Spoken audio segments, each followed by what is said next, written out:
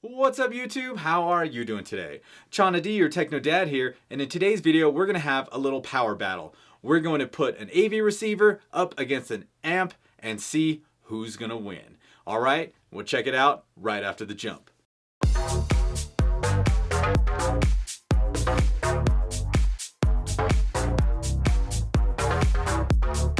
And I'm back. Now if you're new to the channel and you want to learn about 4K, home theater, and audio products, and how to set them up properly, you should consider subscribing because I'm here to help.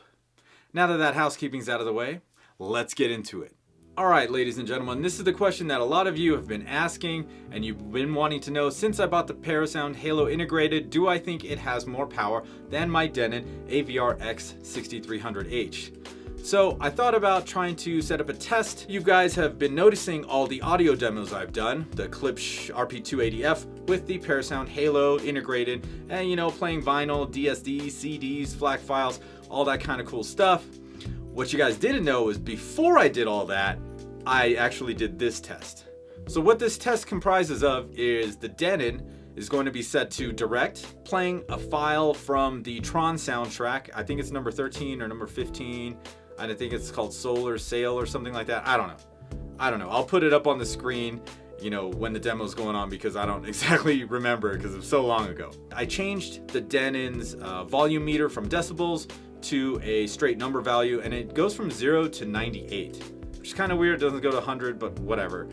I put the Denon at 50, so it's just a little bit more than halfway. 50, all good. Now again, I use the same recording setup as I did with the audio demos, and that consists of two Rode NT1000 microphones. Those are going into a Zoom H6 that's being recorded at 24-bit 96 kilohertz. Also, I'm using the two stereo microphones that are actually on the Zoom itself. So what you're hearing is a summed 2-channel of all 4 microphones recording the sound. And we're recording the sound at the MLP. That is the main listening position. For the Halo Integrated, I put that on and it's just a regular dial, So I put the dial up to midnight to 12 o'clock, 50% volume roughly. And the tone controls are disengaged, so you're hearing exactly what's on that FLAC file. Alright, so what happened was I recorded that track. It's like a 2.5-minute track. It's really awesome. And I recorded it on the Denon.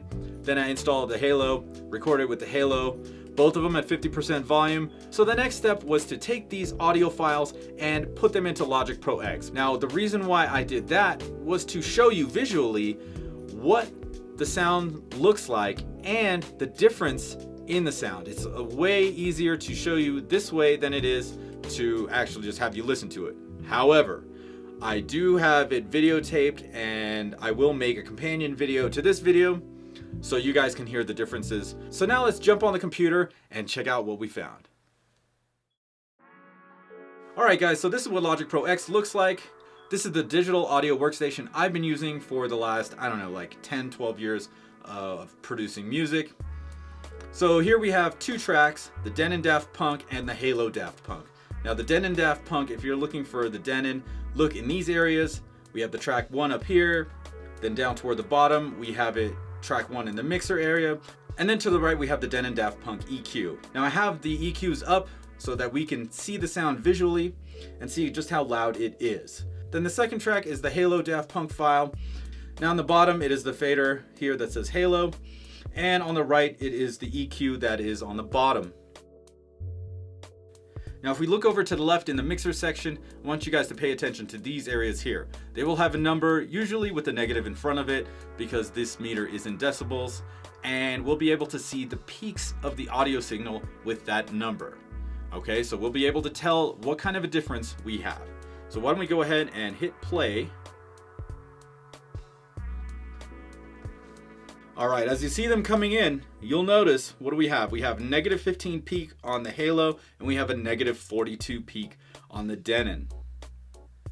That's a huge difference, alright? So why don't we just let it play a little bit.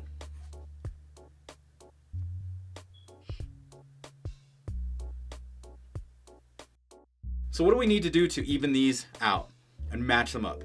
Why don't we go over to the equalizer of the Denon Daft Punk file and raise the gain.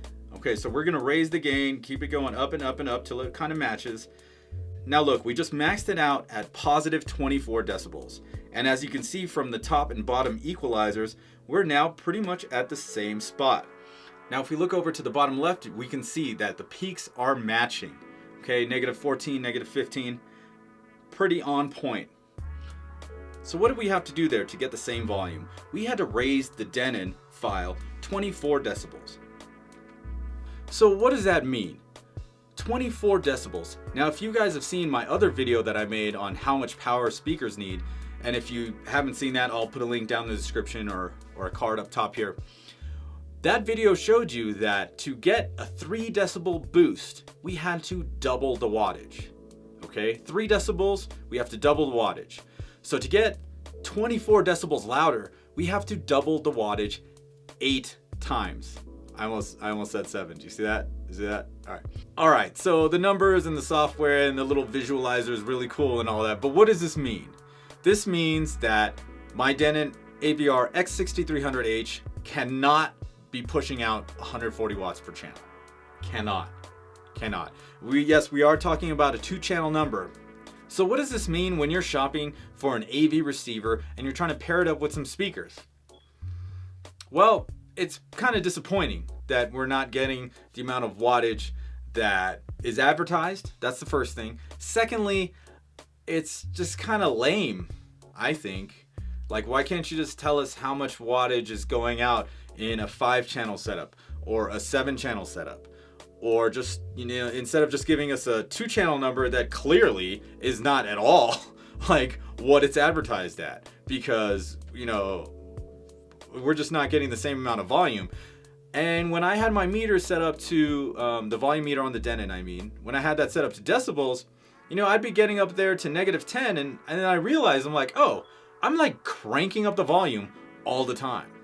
So if you have an AV receiver and you have pre-outs and you want to attach an external amplifier, I've got a video for that, and that'll help you kind of figure all that out. But here's the thing, like, whatever you're looking for as far as an AV receiver to match up with speakers, I think, you know, anything over the $1,000 to, you know, dollar range will give you some good power. However, like, it's not going to be what is advertised, and it'll probably be enough to power the speakers that you have. If you have some regular-ish, you know, 8 ohm speakers with like a 89 decibel sensitivity or 90, you know, 92 or anything between there, you'll be okay in, like, you know, a regular like 2,000 cubic foot room. You should be fine.